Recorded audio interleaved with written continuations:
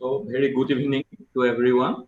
Respected Principal Sir, Dr.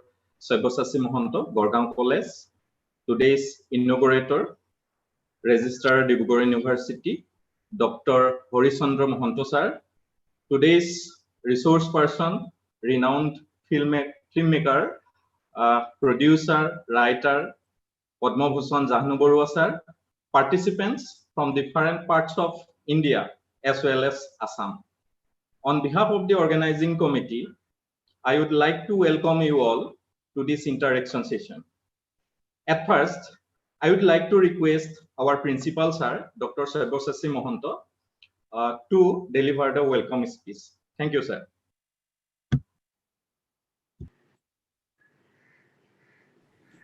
Thank you, Dr. Surojit Hokia. Very good evening to you all.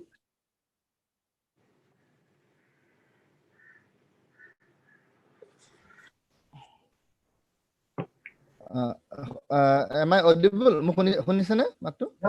Surojit? Yes, sir. Yes, sir. You are audible. Very good evening to you all. I, on behalf of the organizing committee and Gargaon College, would like to welcome you all to this national webinar, a special interaction program with renowned filmmaker, Honorable PADMA BHUSAN JAHNU BARUA sir. Today's inaugurator, Dr. Horichandra Mohanto sir, Registrar Dibrugarh University, and my dear participants. Gargaon College 1959 চনতে প্ৰতিষ্ঠা হোৱা 60 বছৰীয়া এখন ঐতিহ্যমণ্ডিত শিক্ষানুষ্ঠান উজনি অসমৰ উচ্চ শিক্ষাৰ অন্যতম বাটকটীয়া বুলি ক'লেও অত্যুক্তি কৰা নহয়। ইতিমধ্যে আমি 2020-2021 বৰ্ষটো গড়গাঁও মহাবিদ্যালয়ৰ হীৰক জয়ন্তী বৰ্ষ হিচাপে উদযাপন কৰি আহিছো। কিন্তু সাম্প্ৰতিক সময়ৰ প্ৰতিকূল পৰিস্থিতিত আমি বিভিন্ন ক্ষেত্ৰত আজি বিদ্যায়তনিক ক্ষেত্ৰতে হওক বৌদ্ধিক কসৰতৰ ক্ষেত্ৰতে হওক আমি যথেষ্ট অসুবিধাৰ সন্মুখীন হৈছো। কিন্তু তথাপিতো এই সাম্প্ৰতিক প্ৰতিকূল পৰিস্থিতিকো নেওচা দি আমি গড়গাঁও মহাবিদ্যালয়ৰ তৰফৰ পৰা বিদ্যায়তনিক আৰু বৌদ্ধিক কসৰত অব্যাহত ৰখাৰ প্ৰয়াস কৰিছো। টিচিং লাৰ্নিং প্ৰচেছৰ যাতে কন্টিনিউটি থাকে, শৈক্ষিক শিক্ষণ পদ্ধতিৰ যাতে ধাৰাবাহিকতা থাকে, তাৰ বাবে আমি প্ৰয়াস আৰু প্ৰচেষ্টা চলাই আহিছো। আমি অনলাইনৰ বিভিন্ন পদ্ধতিৰ জৰিয়তে ৰাষ্ট্ৰীয় আৰু আন্তঃৰাষ্ট্ৰীয় ৱেবিনাৰ, অনলাইন ৱৰ্কশ্বপ আৰু বিভিন্ন ধৰণৰ আমি ইণ্টাৰেকশ্যন প্ৰগ্ৰাম অনুষ্ঠিত কৰিছো। তাৰে অংশ হিচাপে আজি আমি বিস্তৃত ছবি নিৰ্মাতা, পৰিচালক, চিত্ৰনাট্য লেখক, আমাৰ সকলোৰে পৰিচিত শিৱসাগৰৰ গৌৰৱ, অসমৰ গৌৰৱ, ভাৰতৰ গৌৰৱ পদ্মভূষণ জাহ্নু বৰুৱা ডাঙৰীয়াক আমি আজি আমাৰ মাজত পাই অত্যন্ত আনন্দিত অনুভৱ কৰিছো। আমি আমাৰ মাজত পাই অত্যন্ত আনন্দ অনুভৱ কৰিছো আমাৰ অতিকৈ শ্ৰদ্ধাৰ ডিব্ৰুগড় বিশ্ববিদ্যালয়ৰ পঞ্জীয়ক ডক্টৰ হৰিচন্দ্ৰ মহন্ত ডাঙৰীয়াক। তাৰোপৰি আজি অসমৰ বিভিন্ন প্ৰান্তৰ বিভিন্ন বিশ্ববিদ্যালয়, মহাবিদ্যালয়ৰ অধ্যাপক অধ্যাপিকাসকল, গৱেষক ছাত্ৰসকল আৰু অধ্যয়নৰত ছাত্ৰ ছাত্ৰীসকলে অংশগ্ৰহণ কৰিছে। আৰু আমি গড়গাঁও কলেজৰ লগতে আমাৰ অনুপ্ৰেৰণা নামৰ যিটো আমাৰ স্বেচ্ছাসেৱী সংগঠন আছে, এইখন ৱেবিনাৰৰে কোঅৰ্ডিনেটৰ ডক্টৰ সুৰজিৎ শইকীয়া আৰু নীলপল চুতীয়াৰ উদ্যোগত গঢ় লৈ উঠা অনুপ্ৰেৰণা নামৰ স্বেচ্ছাসেৱী সংগঠনটোৰ উদ্যোগত সহযোগত আমি এই অনুষ্ঠানটি আয়োজন কৰিছো। ইয়াত আমাৰ কাৰিকৰী সমন্বয়ক হিচাপে আমাক সহায় আগবঢ়াইছে আমাৰ গড়গাঁও মহাবিদ্যালয়ৰ মুখ্য গ্ৰন্থাগাৰিক ডক্টৰ পংকজ কুমাৰ নাথ আৰু উদ্ভিদ বিজ্ঞান বিভাগৰ অধ্যাপক ডক্টৰ ডিম্বেশ্বৰ দাস ডাঙৰে। মই এই আপাহতে তেখেতসকলৰ প্ৰতি আন্তৰিক ধন্যবাদ আৰু কৃতজ্ঞতা জ্ঞাপন কৰিছো। আমি আমাৰ সকলোৰে শ্ৰদ্ধাৰ জাহ্নু বৰুৱা ডাঙৰীয়াক আপোনালোকৰ মাজত নতুনকৈ চিনাকি কৰি দিয়াৰ নিশ্চয়কৈ প্ৰয়োজন নাই। প্ৰায় 15খনকৈ অধিক ফিচাৰ ফিল্ম নিৰ্মাণ কৰি তেখেতে বহু ৰাষ্ট্ৰীয় আৰু আন্তঃৰাষ্ট্ৰীয় সন্মান বুটলিবলৈ সক্ষম হৈছে। পদ্মশ্ৰী, পদ্মভূষণৰ দৰে সন্মানীয় বঁটা উপাধিৰে তেওঁ বিভূষিত হৈছে। তাৰোপৰি তেওঁ 15টাতকৈ অধিক ৰাষ্ট্ৰীয় পুৰস্কাৰে তেওঁ পুৰস্কৃত হৈছে আৰু 20টাতকৈ অধিক আন্তঃৰাষ্ট্ৰীয় বঁটা তেখেতে লাভ কৰিছে। বহুতো আন্তঃৰাষ্ট্ৰীয় film festival, international film festival, Locarno, Chicago, Brussels আদিৰ দৰে ইণ্টাৰনেশ্যনেল ফিল্ম ফেষ্টিভেলত তেওঁ চিনেমা, তেওঁ কথাছবিয়ে পুৰস্কৃত হৈছে, উচ্চ প্ৰশংসিত হৈছে। তদুপৰি তেওঁ বহুতো আন্তঃৰাষ্ট্ৰীয় ছবি মহোৎসৱত তেওঁ জুৰীৰ বিশেষ সদস্য হিচাপে তেওঁ আমাৰ সন্মান অলংকৃত কৰি আমালৈ সন্মান কঢ়িয়াই আহিছে। তেখেত এতিয়াও বিভিন্ন ইন্টাৰনেশ্যনেল ফিল্ম ফেষ্টিভেলৰ তেওঁ জুৰি মেম্বাৰ তাৰোপৰি তেখেত গেষ্ট প্ৰফেসৰ হিচাপে তেওঁ FTI পুনে FTI কেলকাতাত তেখেতে কৰ্মৰত তেওঁ কাৰ্যনিৰ্বাহ কৰি আছে তদুপৰি বিভিন্ন সমাজৰ বিভিন্ন কাম-কাজৰ হৈতে তেওঁ এজন বিশিষ্ট সমাজকৰ্মী এজন সোশিয়েল এক্টিভিষ্ট বুলি কলেও আমি বহাই কোৱা নহয় তেখেতক আজি আমাৰ মাজত পাইছো তেখেত শিৱসাগৰৰ সন্তান তেখেত আমাৰ গৌৰৱ আজি আমাৰ উঠি অহা ছাত্ৰ-ছাত্ৰীসকলে নতুন প্ৰজন্মই আজি ভাৰ্চুৱেল প্লেটফৰ্মত হলেও তেখেতৰ হৈতে ইন্টাৰেকচনৰ এটা ভাবৰ আদান প্ৰদানৰ এটা সুযোগ পাইছে আমি অত্যন্ত সৌভাগ্যশালী বুলি ভাবিছো মই আশা কৰিম সন্মানীয় জাহ্নু বৰুৱা ডাঙৰীয়াই অসমীয়া সাম্প্ৰতিক সময়ৰ পৰিস্থিতিত অসমীয়া বোলছবিৰ ভৱিষ্যত বা কথা ছবি জগতত আমাৰ ছাত্ৰ-ছাত্ৰীসকল কেৱল অভিনয়ৰ ক্ষেত্ৰতে নহয় আন আনুষংগিক ক্ষেত্ৰসমূহত কেনেদৰে তেওঁলোকে নিজৰ কেৰিয়াৰৰ সন্ধান কৰিব পাৰে কেনেকৈ তেওঁলোকে কেৰিয়াৰ হিচাপে এই সিনেমা জগতখন ছবি উদ্যোগটো বাছি ল'ব পাৰে সেই দিশত আলোকপাত কৰিব মই পুনৰবাৰ সকলোলৈকে আন্তৰিক আদৰণি জনাইছো মই উদ্যোক্তাসকলৰ শলাগ লৈছো আৰু জাহ্নু বৰুৱা ডাঙৰীয়াক মই পুনৰবাৰ কৃতজ্ঞতা জনাইছো হৰিচন্দ্ৰ মহন্ত ছাৰক মই পুনৰবাৰ কৃতজ্ঞতা জনাইছো আৰু আজিৰ অনুষ্ঠানটিৰ সৰ্বতোপ্ৰকাৰ সাফল্যমণ্ডিত হ'ব বুলি আশা কৰি পুনৰবাৰ সকলোকে আন্তৰিক আদৰণি জনাইছো ধন্যবাদ Thank you, sir, for your valuable words, time and speech. Now I request today's inaugurator, Dr. Horisandra Mohanto sir, to provide the inauguration speech. Thank you, sir. ধন্যবাদ সুৰজিত শইকীয়া প্ৰথমতে মই আটাইলে নমস্কাৰ জনাইছো গুড ইভিনিং আমাৰ শ্ৰদ্ধাৰ গড়গাঁও কলেজৰ অধ্যক্ষ ডক্টৰ সব্যসাচী মহন্তদেৱ আলোচনাৰ এক বিশেষ সন্ধ্যাৰ আয়োজক কমিটিৰ doctor Surajit Saikia Nilotpal Chutia doctor Pankaj Kumar Nath doctor Dimbeswar দাসদেৱ আলোচনাৰ এক বিশেষ সন্ধ্যাৰ সমল ব্যক্তি আমাৰ আটাইৰে শ্ৰদ্ধাৰ অসমীয়া বোলছবি জগতৰ নিৰ্দেশক পৰিচালক প্ৰযোজক লেখক পদ্মভূষণ উপাধিৰে সন্মানিত শ্ৰী জাহ্নু বৰুৱা দেৱ আজি এই আলোচনাত ভাগ লোৱা সদাশয় ব্যক্তিসকল মই প্ৰথমতে সকলোলৈ মোৰ আন্তৰিক শুভকামনা যাচিছো তাৰোপৰি এই বিশেষ আলোচনাখনিত উদ্বোধক হিচাপে আমন্ত্ৰিত হৈ কৃতাৰ্থ মানিছো আৰু আয়োজক সমিতিলৈ মোৰ কৃতজ্ঞতা জ্ঞাপন কৰিছো আলোচনাৰ বিষয়বস্তু ব্যক্ত নকৰিলেও এইটো সহজে অনুমেয় যে আজিৰ এই সন্ধ্যালাপ নিশ্চয়কৈ অসমীয়া ছবি জগতৰ লগতে জড়িত হ'ব গতিকে অসমীয়া ছবি জগতৰ সীমিত জ্ঞানেৰে এই আলোচনা চক্ৰখন উদ্বোধন কৰিবলৈ আগবাঢ়িছো যোৱা শতিকাৰ দ্বিতীয় দশকৰ আৰম্ভণিতে অসমীয়া চলচ্চিত্ৰৰ ইতিহাস আৰম্ভ হৈছিল যেতিয়া বিশ্বত চলচ্চিত্ৰ শৈশৱকালীন অৱস্থাতে আছিল কলিকতা চহৰৰ ৰাস্তাৰে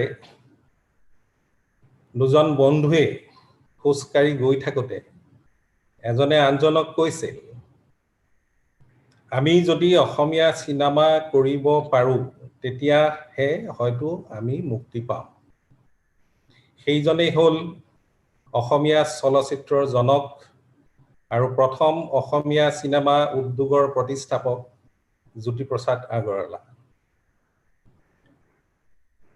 যিয়ে ভোলাগুৰি চাহ বাগিচাত প্ৰথমটো ফিল্ম ষ্টুডিঅ স্থাপন কৰিছিল 1935 চনত 20 মাৰ্চত তেওঁৰ প্ৰথমখন ছবি মুক্তি পাইছিল আৰু সেই ছবিখনৰ নাম আছিল জয়মতী সেই সময়ত ছবিখন তৈয়াৰ কৰোতে আপোনালোকে শুনিলে হয়তো আচৰিত হ'ব খৰচ হৈছিল মাত্ৰ 50,000 টকা আৰু ছবিখনৰ পৰা তেওঁ উপাৰ্জন হৈছিল মাত্ৰ 20,000 টকা সেই সময়ত কাৰিকৰী দিশত সহায়ৰ হেতু চলচ্চিত্ৰ নিৰ্মাণৰ ক্ষেত্ৰত কলিকতাৰ চলচ্চিত্ৰ প্ৰযুক্তিবিদ্যাৰ সহায় অবিহনে এইটো সম্ভৱ নাছিল আৰু অসমীয়া চলচ্চিত্ৰ কলিকতাৰ নিৰ্ভৰতা হ্ৰাস কৰিবলৈ জ্যোতিপ্ৰসাদ আগৰৱালাৰ নামত পৰৱৰ্তী সময়ত জ্যোতি চিত্ৰবন ষ্টুডিঅ' স্থাপন কৰা হৈছিল গুৱাহাটীত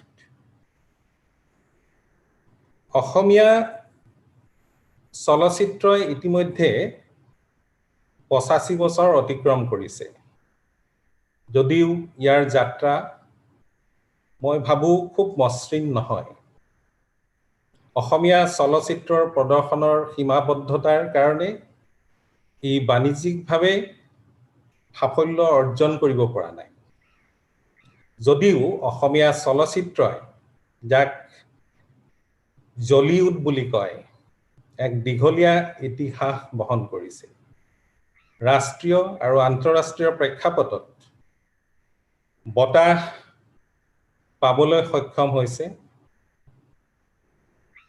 তথাপিও মোৰ অনুমান হয় অসমীয়া চলচ্চিত্ৰই যি গতি লাভ কৰিব লাগিছিল সেয়া যেন আজিও হৈ উঠা নাই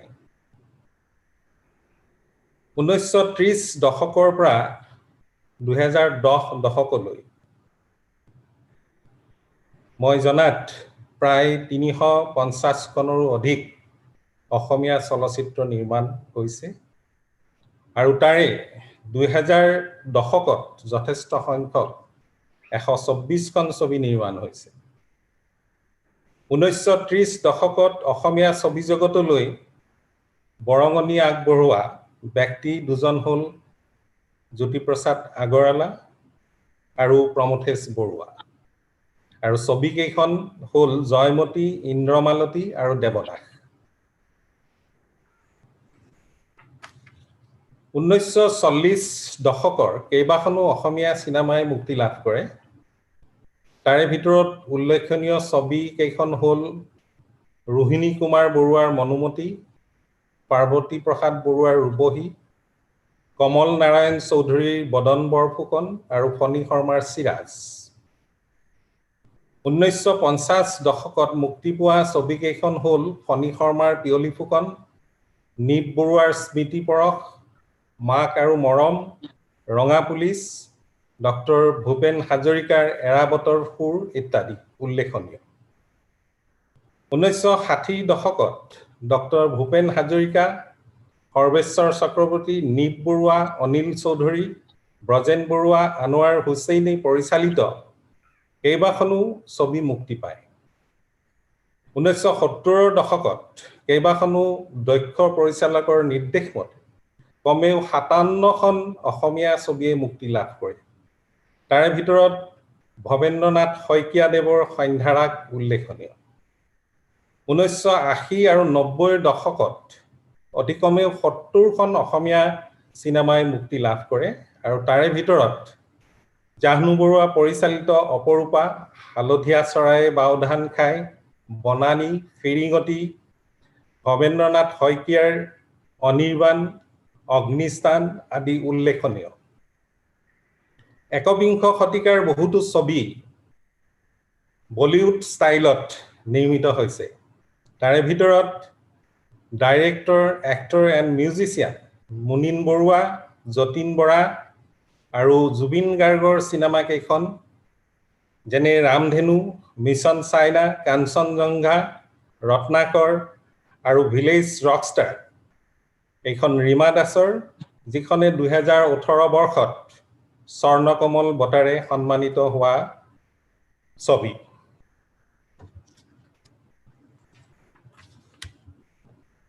এইখিনিতে উল্লেখ কৰিব পাৰি যে অসমীয়া চলচ্চিত্ৰৰ উন্নয়নৰ কাৰণে সময়ে সময়ে ৰাজ্য চৰকাৰে বিভিন্ন পদক্ষেপ গ্ৰহণ কৰিছে বা কৰি আহিছে তাৰে ভিতৰত ফিল্ম ষ্টুডিঅ' স্থাপন ফিল্ম কৰ্পোৰেশ্যন স্থাপন আৰু চলচ্চিত্ৰ শিক্ষাৰ কেন্দ্ৰ প্ৰতিষ্ঠাৰ দৰে গুৰুত্বপূৰ্ণ সিদ্ধান্ত আছে এইবোৰ কিমান ফলপ্ৰসূ হৈছে সেয়া তাৰোপৰি অসমীয়া চলচ্চিত্ৰৰ বৰ্তমান আৰু ভৱিষ্যত চলচ্চিত্ৰৰ নিয়োগ সম্পৰ্কে চলচ্চিত্ৰৰ শিক্ষা সম্পৰ্কে আজি আমাৰ মাজত উপস্থিত থকা আমাৰ শ্ৰদ্ধাৰ পদ্মশ্ৰী আৰু পদ্ম ভূষণ সন্মানেৰে সন্মানিত Indian film director, writer and editor Srijut Jahnu Barua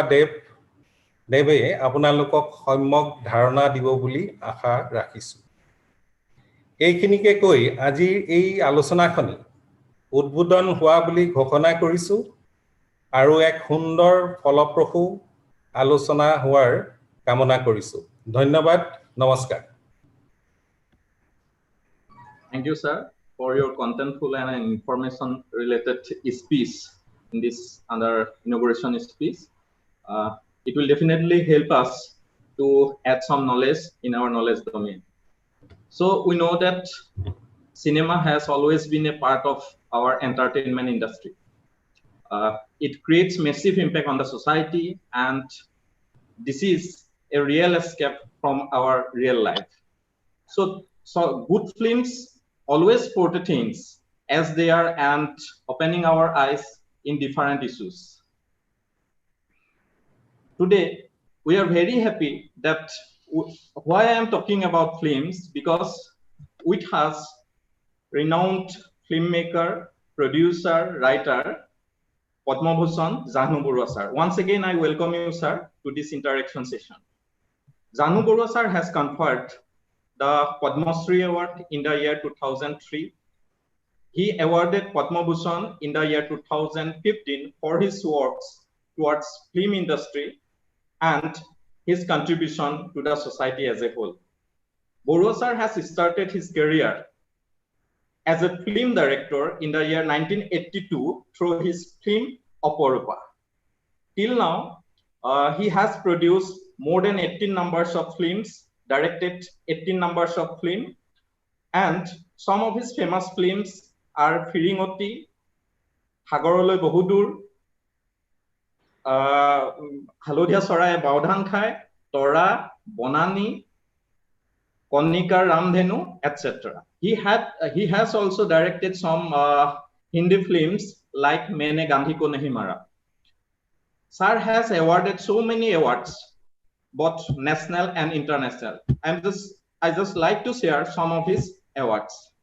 So the fundamental thing is that sir has, through his film, raised different relevant issues and add some hopes to solve that issues. Issues like world peace, issues like tenancy system in Assam, issues like environment, women, education, etc. have always been a part of his film.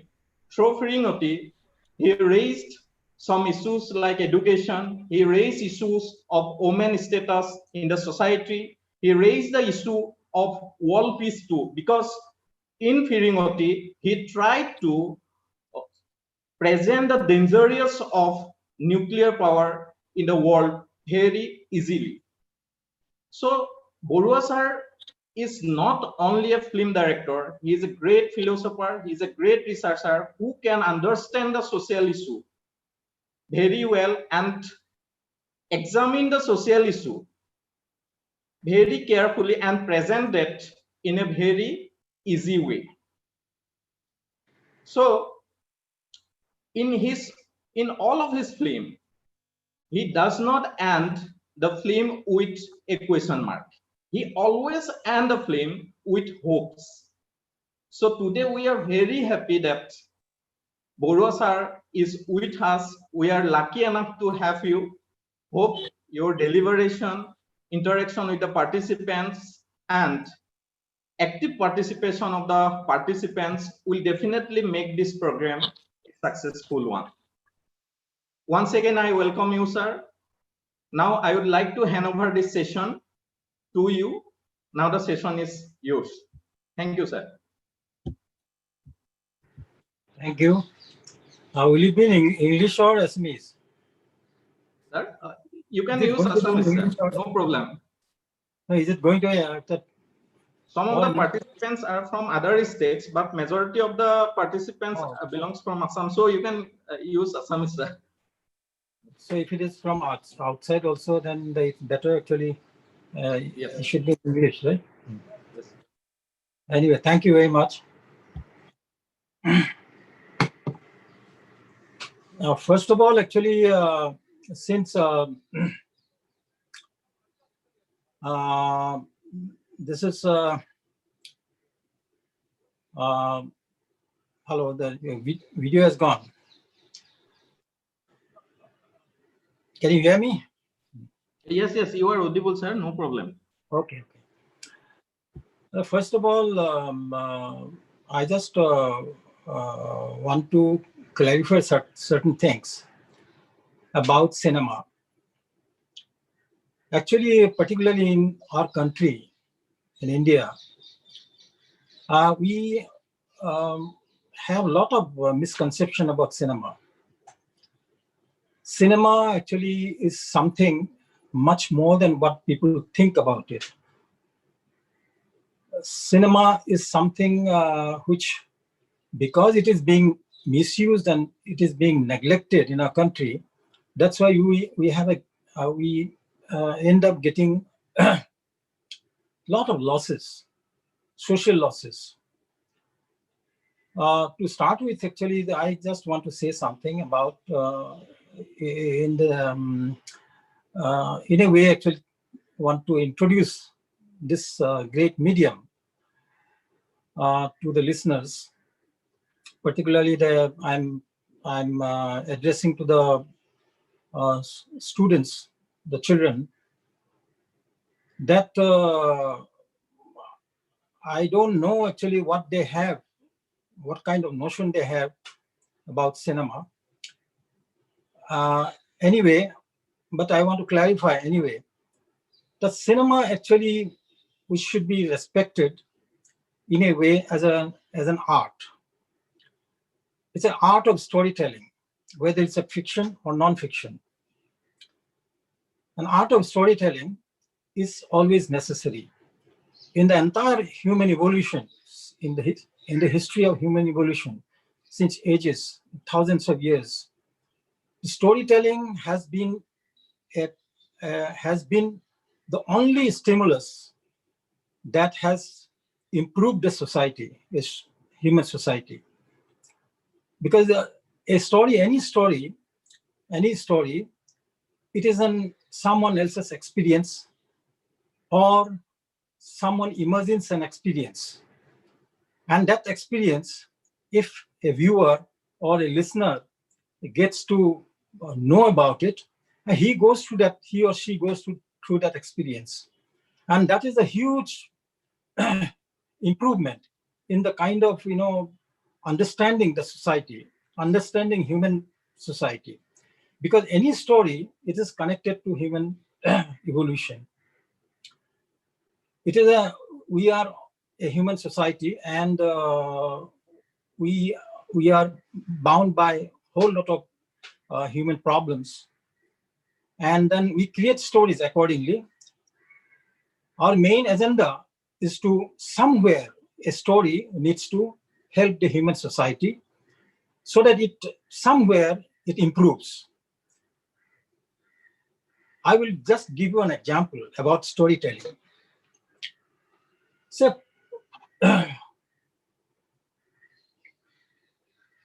the small example. Suppose there is a child.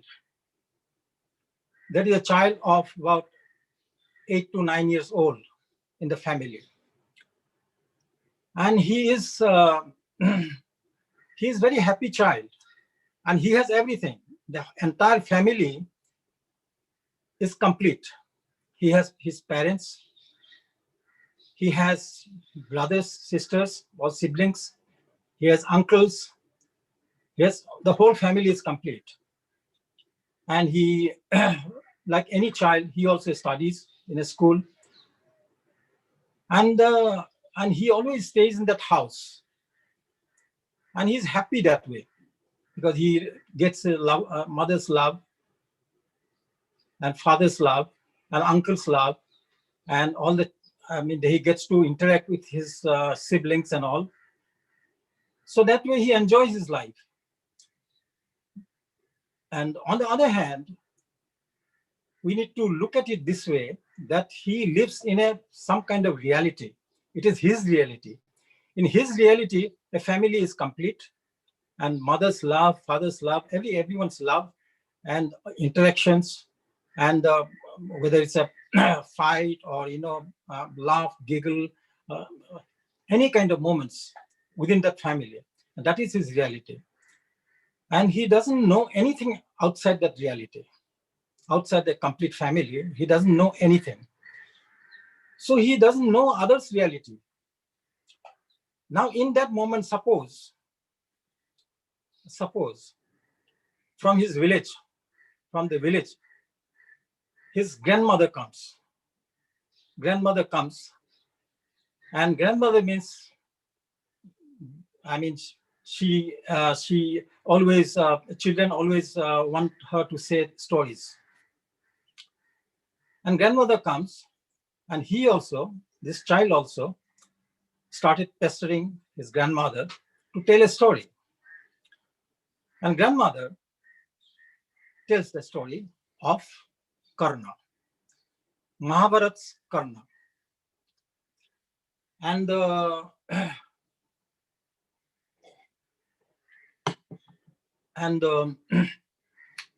child listens very minutely and gets to know about Karna's reality. Karna's reality is what? That he has a mother, but he doesn't have a mother. He is an illegitimate child. Even though he has a mother, he can't say, she is my mother. On the other hand, his mother, Kunti, also could not introduce Karna as her son to the society.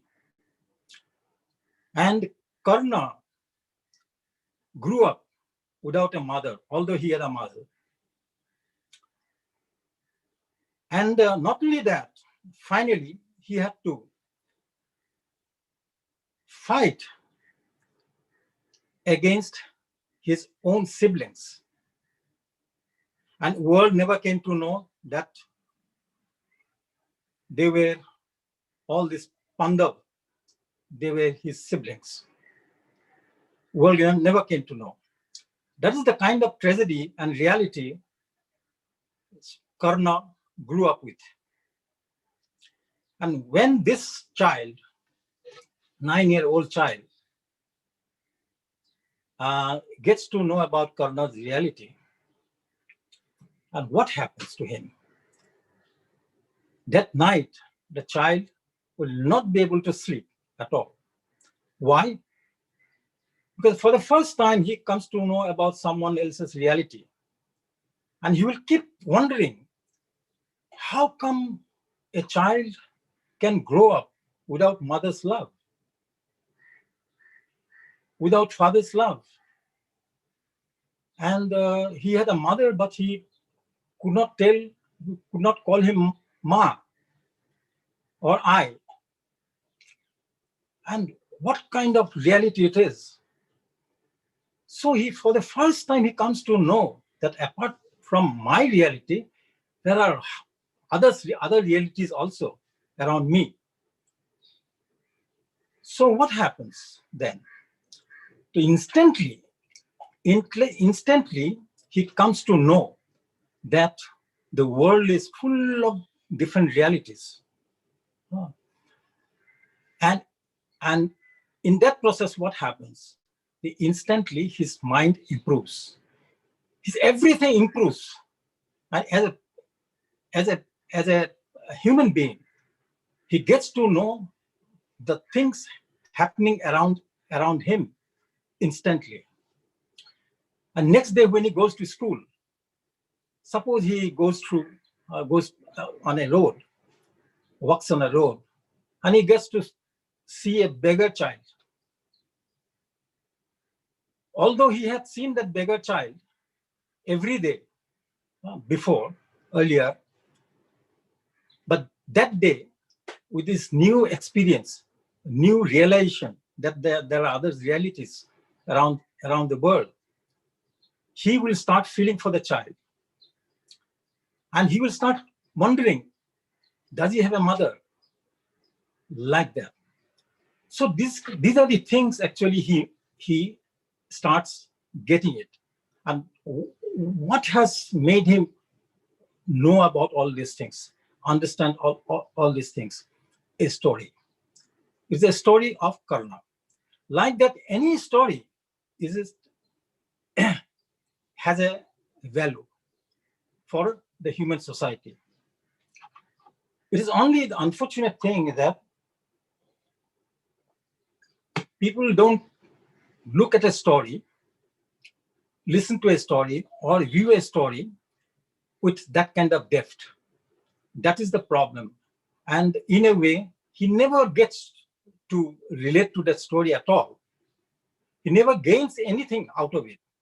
The same thing what happens, a film, when someone gets to, someone looks at it, sees a film with depth, then he gains a hugely.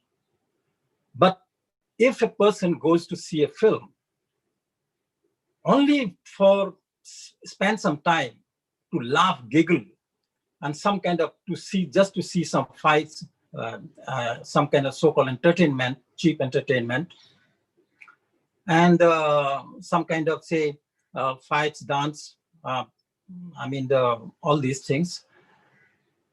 And if he doesn't find that in the film, so he rejects it straight away.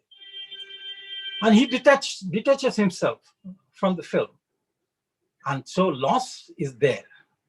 So he loses. He doesn't gain anything out of it. So no matter how many films we make, in this world, or in our country, in Assam, everywhere, and if the people don't look at it in depth, and it has no meaning. Cinema has no meaning that way. Cinema will be a meaningful proposition if the people actually relate to it with that kind of depth. So that is what actually people need to understand, particularly the younger generation. Actually, they should be very, very careful about it. And then what we get to see is totally the opposite. Because, and I don't blame the children. I don't blame the people. But in our country, that kind of, any kind of effort was not made. That kind of effort was not made that the cinema should be looked at with some kind of depth, because it's an art. And art and culture is the main backbone of a society. If it was not there, these two things were not there, a society would have been stagnant totally. From the primitive age, if it has improved to today's level, today's status, it is because there had been art and culture. That is why actually that it is so much important to give attention to these aspects. I'll give you an example. Another example in Assam itself, we keep remembering Shankardev, Mahapurush Shankardev, because he had been the greatest leader, social leader, Assamese society had so far, and there will be none in future also. Today we don't have him. Shankardev actually about 600 years ago, and he had studied that. He had studied the kind of chaos, social chaos that was happening in Assamese society that time.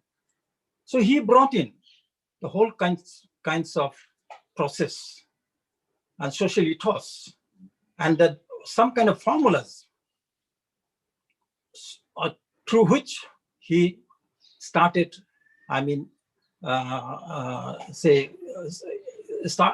giving his effort to improve the society. For example, say, although he originally out of the Vaishnava Dharma, it is something to do with religion, but what he had done, so far society is concerned, it is totally non-religious, and he had utilized these mediums. That time, whatever could be available, what he used, Galpa, Sahitya, Bhavna, music, painting, and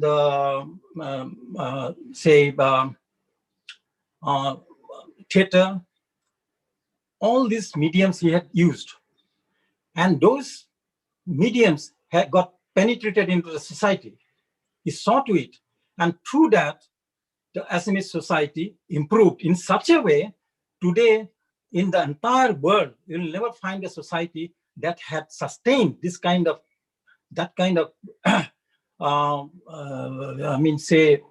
profundity.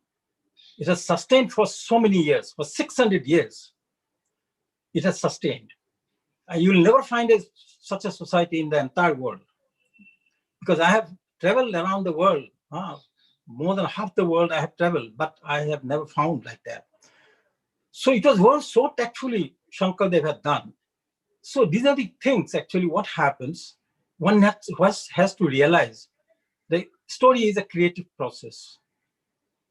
All the creative elements we require, every now and then require to improve our society. And that must not be neglected. That must not be looked down at. And many a time what happens, cinema was a taboo for the absolutely Indian society. And it was a very unfortunate thing. For example, in my case itself, I was not a very brilliant child, but I was quite mediocre, and as a student, I was quite good. And when I joined the FTI, Film and Television Institute of India, and our neighbors, we were in a tea state that time. All those neighbors around us and where we lived in, everyone started looking down at me, down at my family. I mean, in a way saying that,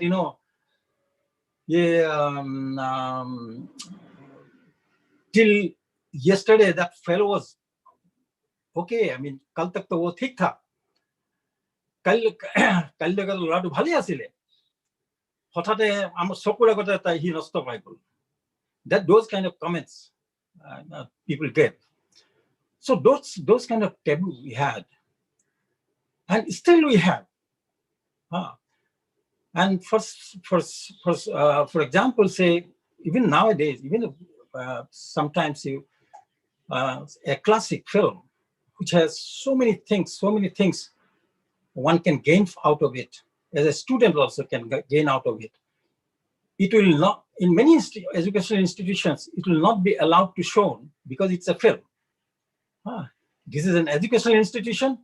You cannot show a film. Those kind of taboo is still there. So it's a very unfortunate thing, particularly only in India is happening. But fortunately, now the scenario is changing a lot, and for the betterment. And that we are very hopeful that way. And we filmmakers always struggle to make this point very clear to the society. For us, actually, society means our audience. And we want the audience to look at our film properly and with a lot of depth. Because a filmmaker goes through hell when he tries to make a good film.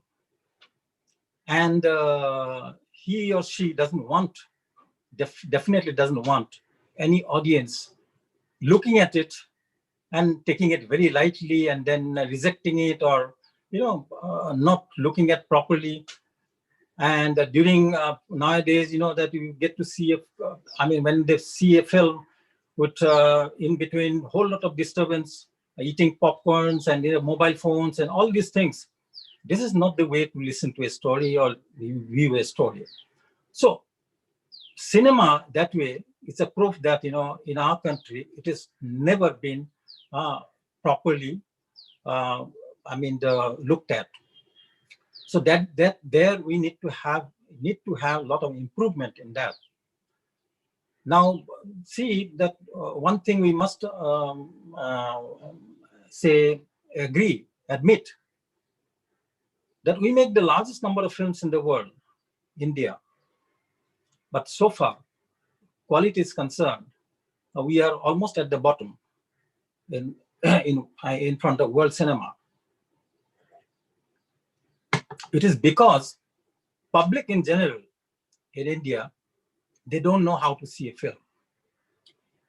And the people who are, who have the ability, and they don't give importance.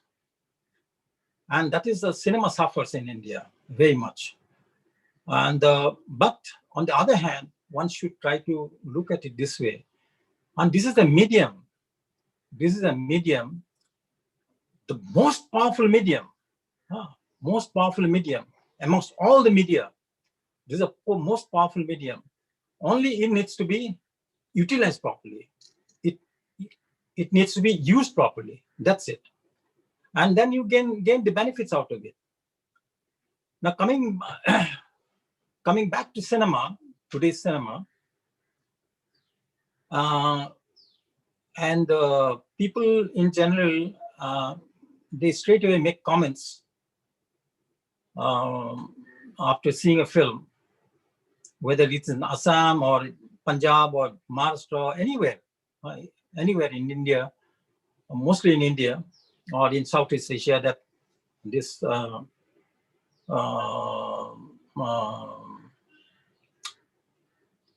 people have a habit of making comments and denouncing the filmmaker, and straight away rejecting it, and that brings in a lot of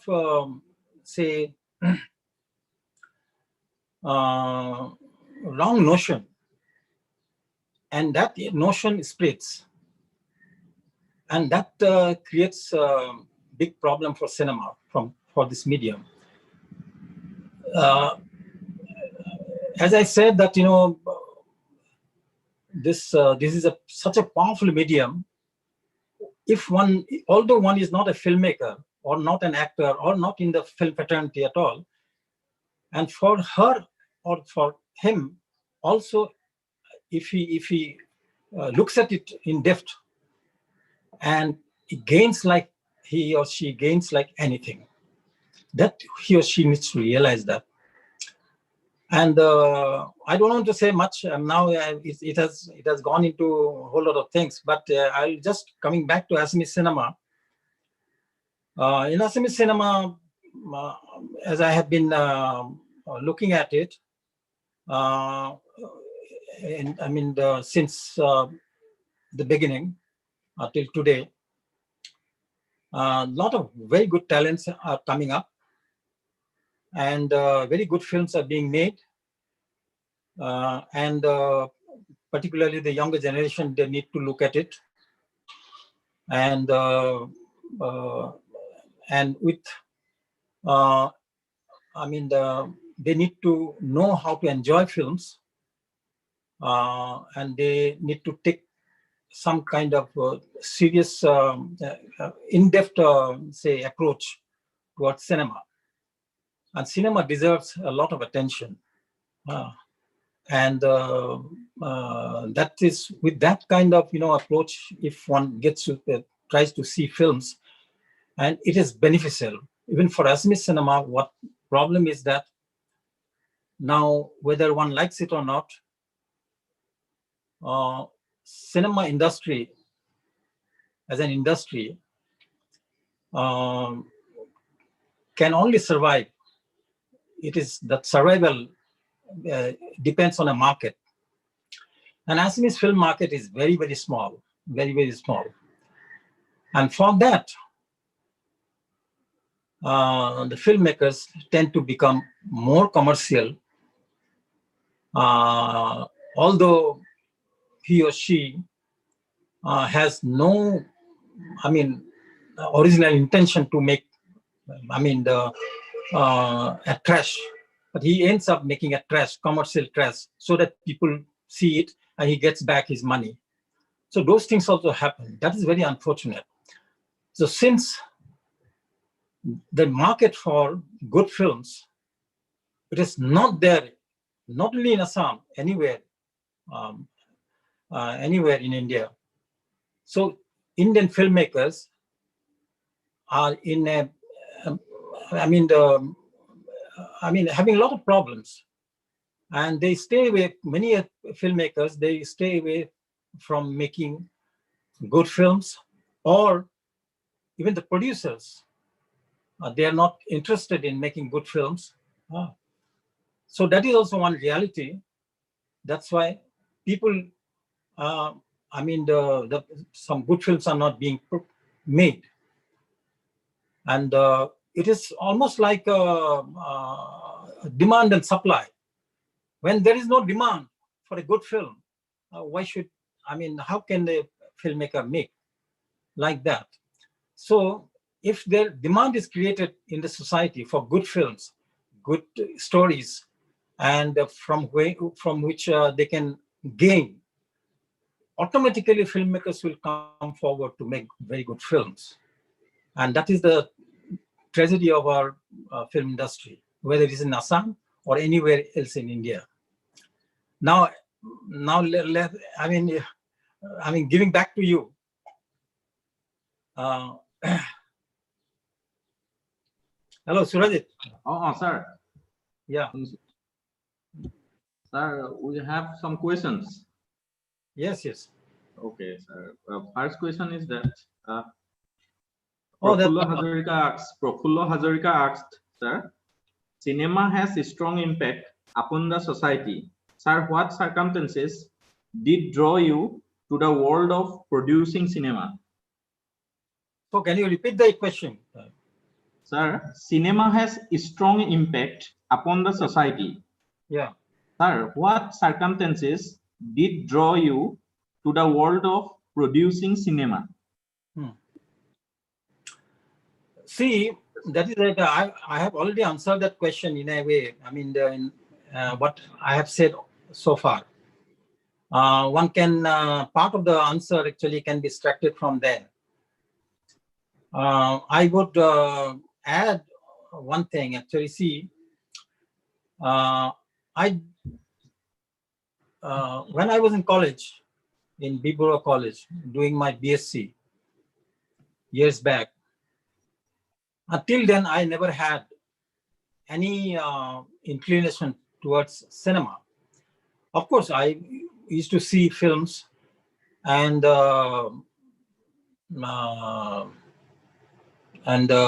it's just like any other friend, any other student, any other child. And during that time, what happened, I got to see some world classics. And in Guwahati that time, that Guwahati Cine Club brought a package, international classics package, very good films, of package of 7 films. It was shown in Guwahati, and then I got to see them.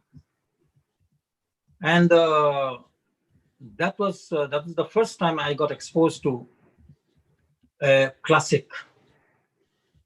And that is how actually I got attracted towards this medium of cinema.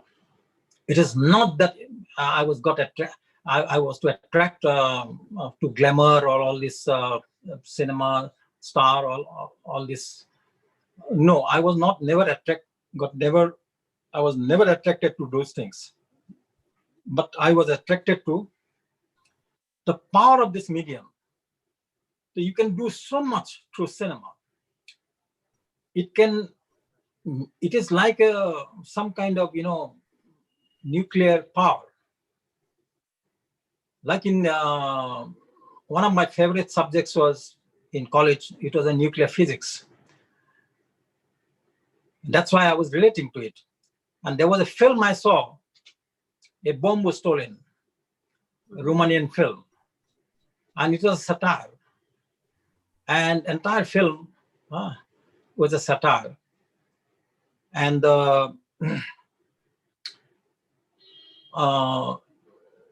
anyway, I won't touch upon the story, but what was given in that story is that about the atomic power, about the nuclear power.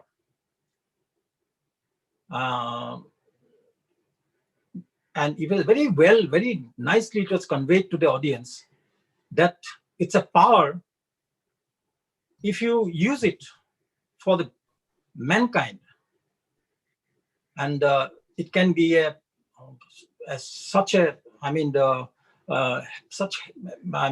helpful to the entire mankind if it is used properly. But if it is misused, it can destroy the entire world. If you make a bomb out of it, it will destroy the entire world. And this small message was conveyed in just in 90 minutes of a film. And I got very attracted. That day when I saw the film, when I was returning to my hostel, and entire walk, I was thinking about it. I'm thinking that, in the entire, my studies till then, I was very much interested in nuclear physics. And this message never struck me. This small message, the human message. And I had studied almost 4 years till then about nuclear physics. But this small human message never struck me. And it is finally a film, a 90 minutes film, gave me that message. And then I realized that how powerful it can be. It can be like in nuclear power cinema. If it is used properly, it can benefit a society in such a way. But if it is misused, it can destroy a society also. So with that understanding, with that realization, I thought that I should try to learn about this medium more. That's how I got interested in that. And that's it. That's how, the rest, almost everyone knows what I have done. So does that clarify that answer? Yes, sir. Another 2 questions, sir. Yeah, one more thing I just want to tell. So it is not that, people should ask only about cinema. Yes, sir. Yes, sir. Yeah. Yes, sir. Yeah. Sir, cinema related দুটা আছে আৰু related. এটা আছে অসমীয়া সিনেমাৰ ভৱিষ্যতৰ বাবে আপোনাৰ পৰিকল্পনা আছে নি বৰ্তমান? এজনে সুধিছিলে। অসমীয়া সিনেমা বৰ্তমান পৰিকল্পনা আপোনাৰ? তেওঁ কৈ দিয়া যে তেওঁ চালে ছবি কৰিম, মানে চালে যদি চাই তেতিয়াহ'লে কৰি যাম, যদি নাচাই কৰিম। তাৰপিছত আৰু এটা দিছিলে ছাৰ, মহোদয় এসময়ৰ অসমীয়া চিনেমা বিশেষকৈ আজলি নবৌ, বোৱাৰী, ঘৰ সংসাৰ, ককা দেউতা, নাতি আৰু হাতীৰ পৰা আৰম্ভ কৰি ভৱেন্দ্ৰনাথ শইকীয়া আৰু আপোনাৰ চিনেমাৰ কাহিনী বৈচিত্ৰ্যই দৰ্শকৰ মনত বিশেষ সাঁচ বহুৱাই যোৱাৰ বিপৰীতে শেহতীয়া চিনেমাবোৰে খন্তেকীয়া আমোদৰ বিপৰীতে মনত স্থায়ী সাঁচ বহুৱাব নোৱাৰে বুলি ভাবো। ছাৰ, আপুনি এই কথা অনুভৱ কৰে নে? সেইটো মোৰ বোধহয় সম্পূৰ্ণ ভুল ধাৰণা। সেইটো সম্পূৰ্ণ ভুল ধাৰণা। এই কাৰণেই যে মই আগতে কৈ গলো নহয়, চিনেমা ফিল্ম মেকাৰ বিলাক প্ৰত্যেক ফিল্ম মেকাৰে এটা উদ্দেশ্য লৈ কৰে, আৰু সেইটো এটা তাত বহুতখিনি it's an art of story telling. সেই আৰ্টটোত কি বিলাক সোমাই থাকে আৰু কেনেধৰণে কিখিনি তেওঁ ক'ব খুজিছে সেইটোৰ লগত কানেক্ট হ'ব লাগিব এজন দৰ্শকৰ। হেতুৰ লগত যদি যোগাযোগ হৈ যায় তেতিয়া তেওঁ এনজয় কৰিব পাৰে হেতু নহয় যে এতিয়াও মানে যিবিলাক ছবি হৈ আছে কিছুমান ইয়াং ফিল্ম মেকাৰ্ছে কৰিছে ভাল ছবি কৰিছে ভাল ছবি কৰিছে এটো নহয় কেতিয়াও মই ক'ব নোখোজো যে তেওঁলোকে বেয়া ছবি কৰিছে বা ন বহুত ভাল ছবি হৈছে কিছুমানে যিবিলাক সিৰিয়াসলি কৰিছে মই চাইছো কিন্তু ছবি এখন নচলিলেই যে বেয়া হ'ব এটো নহয় আৰু খুব চলিলেই যে ভাল হ'ব এটোও নহয় তাক চাব জানিব লাগিব আৰু সেই গভীৰতাত যিখিনি গভীৰতা ছবি এখনে বিচাৰে সেই গভীৰতাখিনি অডিয়েন্সে দিব পাৰিব লাগিব তেতিয়া ছবিখন উপভোগ্য হয় বহুত ধৰণে আৰু সেই ছবিখন চাই দৰ্শকে লাভৱান হয় Next question, Parthopratim Dr. Kudisile, sir. Myself, Parthopratim Dr. from Sipsagar. We are all know that cinema is the most essential part of everyone's lifestyle and it plays a vital role to develop a society. But nowadays, Assamese film did not create a role to develop our society. Which side effects in film industry did not create it? Hope your opinion can help to develop our film industry, sir. এটো এটা মানে হাৰি কথা মানে এটো যিকোনো এখন ছবি যেতিয়া চোৱা যায় নহয় স্ট্ৰেট এৱে তাক কিবা এটা কনক্লুজনলে অনাটো ভুল এটো হ'ব নালাগে যে ছবি এখন চাই বেয়া পালে আৰু উপভোগ্য নহল গতিকে সমাজত যিখিনি তাৰ প্ৰভাৱ পৰে that whatever impact it makes it has it is something a matter of concern but yeah when one looks at a bad film also how badly it is made that also gives you something if you want to study properly that also gives you something that how the filmmaker how say this filmmaker is treating his audience he's treating his society and he is demeaning or he or she is say undermining the audience by making a bet any trash and just to make money and the society when they see a film like that they need to ask themselves why it is happening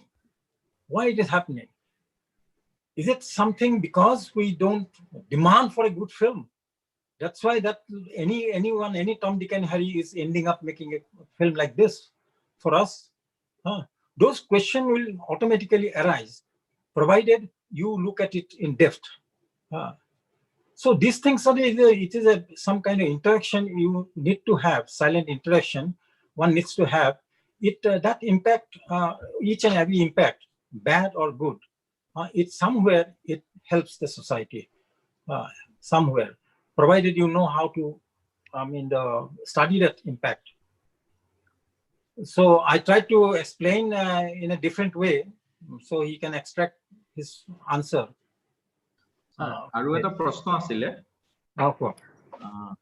প্ৰশ্নটো হ'ল আপোনাৰ সিনেমাত যেনে হালধীয়া চৰাই বাওধান খায় কাহিনীটোৰ idea বা কাহিনীটো কেনেকৈ মনলৈ আহিল স্যাৰ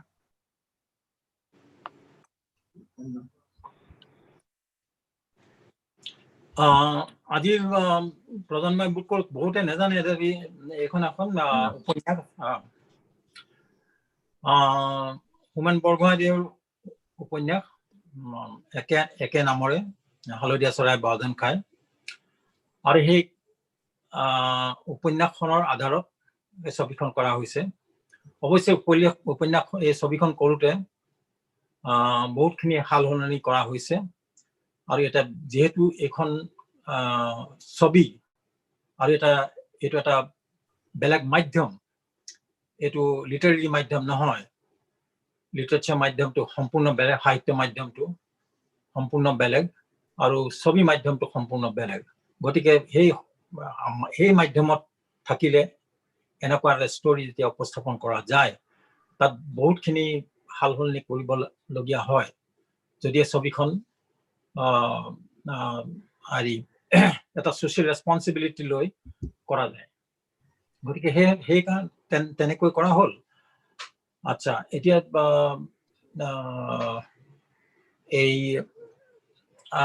কেনেকৈ মনলৈ আহিলে, এইটো যেতিয়া নেকি উপন্যাসখন প্ৰথম মই পঢ়িবলৈ পাইছিলোঁ,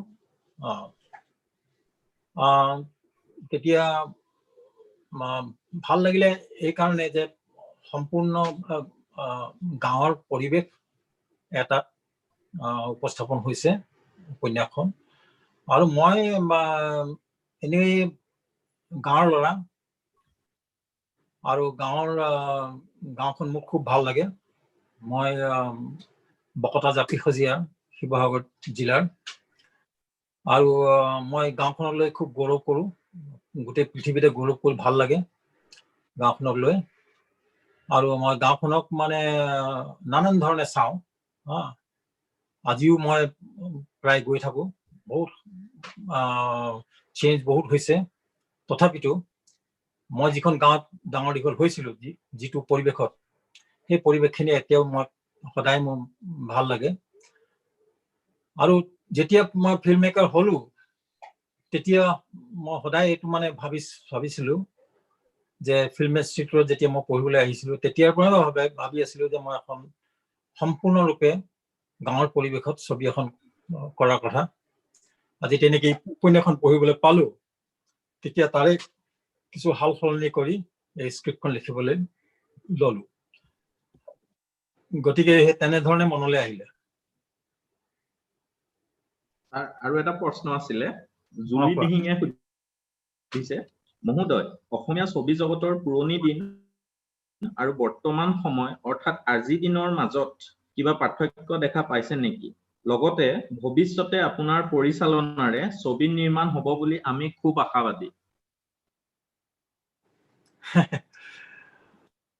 প্ৰথম প্ৰশ্নটো মানে ছবি বুলিয়ে নহয়, সকলো ক্ষেত্ৰতে যেতিয়া সময় গৈ থাকে, সকলো হেৰিবিলাক সময়ৰ লগে লগে চেঞ্জেছ বিলাক হয়। গতিকে ছবি জগতটো তেনেকুৱা চেঞ্জেছ বিলাক হয়। আৰু বিশেষকৈ এইটো এটা ক্ৰিয়েটিভ ফিল্ড যদিও এইটো হেভিলি ডিপেণ্ডেণ্ট অন টেকনলজি। এতিয়া আগতে যিটো টেকনলজি আছিলে, চেলুলয়ডৰ যিখিনি টেকনলজি আছিলে, আজি সেইটো থকা নাই। আজি এতিয়া ডিজিটেল টেকনলজি আহিলে। গতিকে তেনেকুৱা টেকনলজিৰ ডিপেণ্ডেণ্ট এই মিডিয়াম এইখন। গতিকে নানান ধৰণৰ চেঞ্জ আহিছে চিনেমালৈ, আৰু সেইটোতো হ'বই। প্ৰত্যেকটো দিশতে সেইবিলাক আছে সময়ৰ লগে লগে। আৰু দ্বিতীয় প্ৰশ্নটো হৈছে কি যে, মইতো আগতে উত্তৰ দি গলো নহয়, যে এইটো ডিমাণ্ড এণ্ড ছাপ্লাইৰ কথা। যদি অসমত বোলে গোটেই বোলে জাহ্নু বৰুৱাই যি ছবি কৰিব, আমি বোলে সাজু আছো, আমি টিকেট কাটিমেই, চামেই, চবেই যদি চিয়ৰিটি দিয়ে মই কৰিমেই ছবি। আমি চাম, কিন্তু কৰক ছাৰ। ছাৰ, আমি আশাবাদী। সুৰজিতে কৈছো ছাৰ। গতিকে ডিচিশনটো মোৰ ওচৰত নাই। মই এটা কথা সুধিব খুজিছো। সন্মানীয় জাহ্নু বৰুৱা ডাঙৰীয়া, মই আজি এটা হিচাপ কৰিলো। তাৰমানে আপুনি যেতিয়া 1982 চনত অপৰূপা চিনেমাখন নিৰ্মাণ কৰিছিলে, শিৱসাগৰ কলেজ চৌহদত আপুনি শ্বুটিং কৰিছিলে। তাতে মোৰ দেউতা অধ্যাপক শৰৎ মহন্ত চাকৰি কৰিছিল। আমি তেতিয়া LP স্কুলৰ প্ৰথম দ্বিতীয় শ্ৰেণীৰ ছাত্ৰ আছিলো, কিজানি যিমান মনত পৰে, আৰু দৌৰি ফুৰিছিলো। আৰু আপুনি আমাক চিনেমাখনত ওলোৱাৰ সুধিছে। আজি আচলতে গোটেই কথাখিনি মনত পৰিছে। ফাৰুক শ্বেখ, সুহাসিনী মোলে আহিছিলে, আৰু মই অটোগ্ৰাফ লৈ ফুৰিছিলো মানে মোৰ সেইটো মনত পৰিছে আৰু সেইফালৰ পৰা চাইছো আপুনি প্ৰায় 4টা দশক মানে 40 বছৰ ধৰি আপুনি ভাৰতীয় সিনেমা জগতত উতঃপ্ৰোতভাৱে জড়িত হৈ আছে কেৱল অসমীয়া ছবি জগতে নহয় আপুনি হিন্দী ছবি জগতত বম্বেত আৰু তাৰ লগতে আপুনি আন্তঃৰাষ্ট্ৰীয় ছবি মহোৎসৱ ফিল্ম ফেষ্টিভেল বিলাকৰ লগতো আপুনি উতঃপ্ৰোতভাৱে জড়িত হৈ আহিছে মই আচলতে আপোনাক এইটো কথা ক'ব খুজিছো যে আপুনি সেই 40 বছৰ আগতে আপুনি অসমৰ পৰা বকতা জাপি খজিয়াৰ দৰে এখন গাঁৱৰ পৰা আপুনি শিৱসাগৰ কলেজতো অধ্যয়ন কৰিছিলে আমি দেউতাহঁতে আপোনাক আমাক কোৱা মনত আছে আমি যেতিয়া সৰুৰে পৰা আপোনাক যেনেকে দুই এটা অকেজনত লগ পাইছো গতিকে আপুনি তেতিয়াই এইখন গাঁৱৰ পৰা ওলাই গৈ এটা বম্বেৰ দৰে ঠাইত আপুনি প্ৰতিষ্ঠা লাভ কৰিলে গতিকে আপুনি আজিৰ প্ৰজন্মৰ ছাত্ৰ ছাত্ৰীসকলক কেনেকে এইখন উদ্যোগলৈ আপুনি মানে আগবাঢ়ি যোৱাটো এতিয়াও আমাৰ অসমৰ যথেষ্ট সংখ্যক ল'ৰা ছোৱালীয়ে তাতে কাম কৰি আছে আমাৰ শিৱসাগৰে দেৱজিৎ চাংমাই আছে ধৰি লওক সাউণ্ডত মই কেৱল অভিনয়ৰ ক্ষেত্ৰতেই কোৱা নাই যে অন্যান্য ক্ষেত্ৰতো মই পুনে বিশ্ববিদ্যালয়ত পঢ়োতে মই পুনে ফিল্ম এণ্ড টেলিভিছন ইনষ্টিটিউটলৈ মই গৈছো তাত যিবিলাক প্ৰেক্টিকেল চিনেমা বনাই তাত মই অভিনয় কৰিছো উৰিষ্যাৰ এজন পৰিচালকে মোক এজন অভিনেতা হিচাপে তেওঁ প্ৰেক্টিকেল চিনেমাখনত অভিনয় কৰাইছিলে কিন্তু এটা লক্ষ্য কৰো যে অসমৰ পৰা মানে ছাত্ৰ ছাত্ৰীৰ সংখ্যা এইবিলাক ইনষ্টিটিউটত কম আমি এইটো পপুলাৰাইজ কৰিবৰ কাৰণে আমাৰ মহাবিদ্যালয় বিলাকৰ জৰিয়তে বা আপুনি আমাৰ অঞ্চলৰে এজন ব্যক্তি গড়গাঁও মহাবিদ্যালয় আপোনাৰ ঘৰৰ নিচেই কাষত আমি কিবা কৰাৰ সুযোগ আছে নেকি ছাত্ৰ ছাত্ৰীসকলক ধৰি লওক পুনে ফিল্ম ইনষ্টিটিউটলৈ হওক আপুনি সত্যজিৎ ৰায় ফিল্ম ইনষ্টিটিউটৰ লগতো এজন উতঃপ্ৰোতভাৱে জড়িত ব্যক্তি আমি যদি অন্তত বছৰত বা দুবছৰত এজন দুজন তিনিজন চাৰিজন ল'ৰা ছোৱালীক যদি আমি তালৈ অধ্যয়নৰ বাবে পঠিয়াব পাৰো আমি ছাত্ৰ ছাত্ৰীসকল উপকৃত হ'ব বা অসমেও এটা নতুন প্ৰতিভা আৱিষ্কাৰৰ ক্ষেত্ৰত কিছু অৰিহণা যোগাব পাৰিম আপুনি আমাক মহাবিদ্যালয়খনক সেই ক্ষেত্ৰত কিবা সহায় কৰিব পৰাৰ থল আছে নেকি বা আমি কিবা কৰিব পৰাৰ অৱকাশ আছে নেকি মই সেইটো জানিব বিচাৰিছো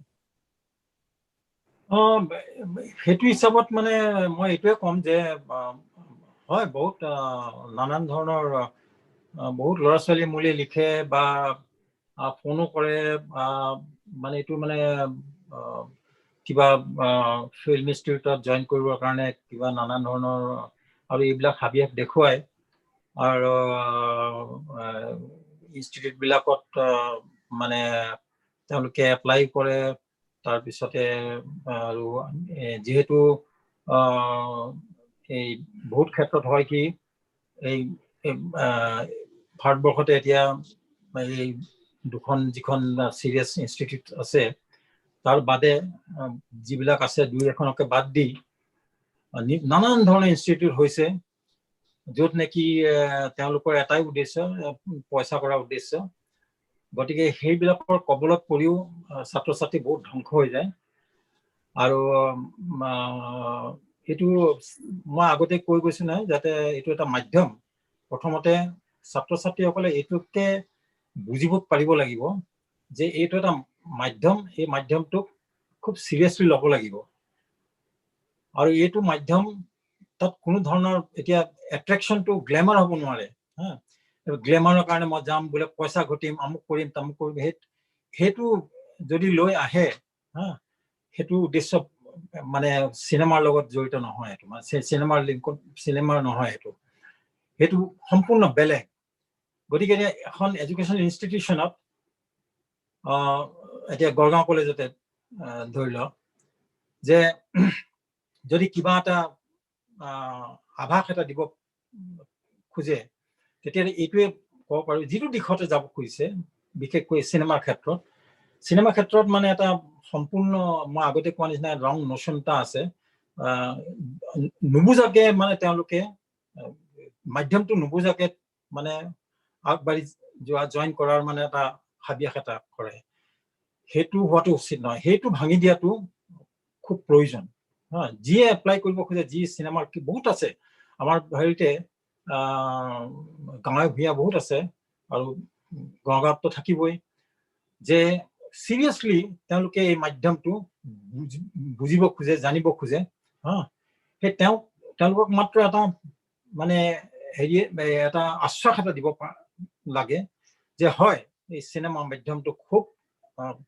ইম্পৰ্টেণ্ট আৰু খুব গুৰুত্বপূৰ্ণ মাধ্যম এইটো যদি ষ্টাডি কৰিলে এইটো এটা মানে খুব ভাল হেৰি এটা কেৰিয়াৰ এতিয়া মোৰ ক্ষেত্ৰতে এতিয়া মই আজি কিমান বছৰ মই এইটো মাধ্যমতে আছো মইতো বহুত ষ্ট্ৰাগল কৰিছো মানে কোনো এটা যদি মই সেই পইচা পাতিৰ ফালে যোৱা নাই মই ভাল ছবি কেইখনমান কৰিব খুজিছো আৰু সেই অনুসাৰে মই কামবিলাক কৰি গৈছো আৰু মই বাচি আছো গতিকে এই ষ্ট্ৰাগলৰ মাজতে যিমানবিলাক মানে পেইন লোৱা হয় বাহিৰত পৰা চালে এইটো মানে খুব পেইন বুলি ভবা যায় কিন্তু তাৰ মাজতে মোৰ হেৰি স্যাটিসফ্যাকশন আছে হ্যাপিনেস আছে যে মই যে প্ৰত্যেকখন ছবি কৰো ভাগৰি যাওঁ সেই ভাগৰৰ পৰাই মোৰ এটা হ্যাপিনেস হয় মানে ভাল মানে মোৰ সুখ পাওঁ মই আৰু অন্য এখন ছবি কৰিবলৈ মই পুৰা উদ্যমতা পাওঁ আৰু সেইটো হয় কিন্তু এটা ক্ষেত্ৰত হয় কি এতিয়া বাকি দিশবিলাকৰ লগত কিছুমান এটা মানে হেতু ৰিজাইন চালে বুজিবলৈ সিনেমা বুজিবলৈ অলপ অসুবিধা হয় এতিয়া যে প্ৰেজেন্ট সিনাৰিও যেটো হৈ আছে ফৰ এক্সাম্পল এতিয়া ইঞ্জিনিয়াৰিং কলেজলৈ যাব খোজে তেওঁলোকে মোটামুটি জানে ইঞ্জিনিয়াৰিং বস্তুটো কি মোটামুটি যাতে বোলে দলংখন সাজিবলৈ বা বিল্ডিং এটা সাজিবলৈ বা ইলেক্ট্ৰনিক্স বা সকলোবিলাক জানে এতিয়া যেতিয়া তাৰ পিছত তেওঁলোকৰ ভুল নহয় এই ডিসিশন বিলাকত যে মই ইঞ্জিনিয়াৰ হ'ব খুজিছো কিন্তু সিনেমাৰ ক্ষেত্ৰত এইটো এটা কিছুমান ভাল ভুল ধাৰণা এইবিলাককে তাৰ কবলত পৰি ৰং ডিসিশন হৈ যায় বহুত আহে তেনেকুৱা ল'ৰা ছোৱালী আহে ইনষ্টিটিউটত জয়েন কৰে টিকিব নোৱাৰে গুচি যায় গৈ তাৰ পিছত কৰবাত হেৰি হয় বেলেগ এটা দিক তাৰ এবাৰ হুমাই লৈ তাৰ পৰা ওলাবও নোৱাৰে তেনেকুৱাও হয় আৰু কেতিয়া তাৰ পিছত ৰিয়েলাইজ কৰাতকৈ আগতেই এই মিডিয়ামটোৰ বিষয়ে অলপমান অধ্যয়ন কৰাটো খুব প্ৰয়োজন তাৰ পিছত ডিসাইড কৰিলে সেইখিনিকে যদি আভাসটো কলেজ এখনে দিব পাৰে ল'ৰা ছোৱালী বিলাকক সিমানেই যথেষ্ট বাকি বিলাক তেওঁলোকে নিজে কৰিব কৰাৰ মানে সুযোগ আছে ধন্যবাদ জনাইছো সুৰজিত স্যাৰ আৰু প্ৰশ্ন আছিলে দুটামান স্যাৰ বলিউড সিনেমাত দেখা পোৱা যায় বলিউডত মেইনলি যে 2.0 বুলি এটা কনসেপ্ট ওলাইছে 2.0 দৰে সিনেমা বাহুবলী 2 ক্ৰিছ 2 এনেকুৱা সিনেমা বহুত আমি দেখা পাইছো স্যাৰ আপোনাৰ সিনেমাত হালধীয়া চৰাই বাওধান খায় সাগৰলৈ বহু দূৰ আপোনাৰ সিনেমা কেইখনত 2. মানে সেকেন্ড মানে এডিশনটোৰ কিবা সম্ভাৱনা আছে নেকি বা কৰিব পাৰিব নেকি তেতিয়া আপোনাৰ সিনেমাৰ প্ৰতি যেটো আকৰ্ষণ হয়তো চাগে বৃদ্ধি পোৱাৰ সম্ভাৱনা থাকিব পাৰে স্যাৰ মানে তেনেকা পৰিকল্পনা আছে নেকি স্যাৰ তেনেকুৱা নাই মোৰ স্যাৰ আৰু এটা কোৱেশ্চন আছিলে ইয়াত কৈছে যে স্ল্যাং ল্যাঙ্গুৱেজৰ ইউজটো বৰ্তমান সিনেমাত যথেষ্ট দেখা পোৱা যায় অকল সিনেমাই নহয় স্ল্যাং ল্যাঙ্গুৱেজটো বেয়া শব্দৰ যিখিনি ব্যৱহাৰৰ কথা কৈছে স্যাৰ গতিকে ই মানে আমাৰ ভৱিষ্যতটোক সিনেমাৰ ভৱিষ্যতটোক ভাল দিশলৈ নিব নে বেয়া দিশলৈ নিব এনেকুৱা এটা প্ৰশ্ন কৰিছে উদিত গোস্বামী স্ল্যাং ল্যাঙ্গুৱেজ এতিয়া মানে হয় কি ব্যৱহাৰ হয় আৰু হেতুটো সত্য আৰু বহুত ফিল্ম মেকাৰে তেওঁলোকে বেলেগ কাৰণ মানে এই ব্যৱহাৰ কৰে কমাৰ্শিয়াল পাৰপাস লৈও আৰু পইচা কেইটামান বেছিকে ঘটিবলৈও কিছুমান সিৰিয়াছ ছবি আছে ভাল ছবি য'ত নেকি এটা ঠাই এখনৰ যেটো ৰিয়েলিটি ডেপিক্ট কৰিবৰ কাৰণে স্ল্যাং ল্যাঙ্গুৱেজ কেতিয়াবা হৈ যায় য'ত যেনেকে ৰিয়েলিটিত থাকে বাস্তৱত যেনেকে থাকে তেনে ধৰণে এটা উপস্থাপন কৰিব খোজে হেতু হয় এটো হৈছে কি এটো মানে এটা সিনেমাৰ অংগ বুলি ক'ব পাৰি কিন্তু সিনেমা ফিল্ম মেকাৰ লৈ আছে ফৰ এক্সাম্পল এজন ফিল্ম মেকাৰে তেওঁৰ সামাজিক দায়বদ্ধতা ইমানেই বেছি হ'ব পাৰে যে তেওঁ ব্যৱহাৰ নকৰে তেনেকুৱাও আছে আৰু প্ৰায়বিলাকে তেনেকুৱাই মানে চিনেমাক তেওঁলোকে চিনেমা মোৰ ছবিত বোলে মই স্ল্যাং ল্যাঙ্গুৱেজ কেতিয়াও ব্যৱহাৰ নকৰো বোলে মই ৰেপ এটা ব্যৱহাৰ নকৰো মই আমুক এটা ব্যৱহাৰ নকৰো তেনেকুৱাকে বহুত আছে আৰু ঠিক তেনেদৰে তেওঁলোকে নিজৰ কিবা এটা নিয়মানুবৰ্তিতা কিছুমান মানি চলে এই তেনেকুৱাও আছে যিয়ে নহওক লাগে কিন্তু এতিয়া এইটো দৰ্শকৰ ওপৰত কথা কেনেধৰণে হেৰি লয় এতিয়া দৰ্শকে যেতিয়া মেচিয়ৰ দৰ্শকে ষ্ট্ৰেইট away গম পায় যে এইটো আমাক মানে আমাৰ সে এইটো only for commercial reasons they are doing it filmmakers are doing it so you know where to reject and where to discard this যদিও ছবিখন চাই তেতিয়া যে এইটো মানে এটা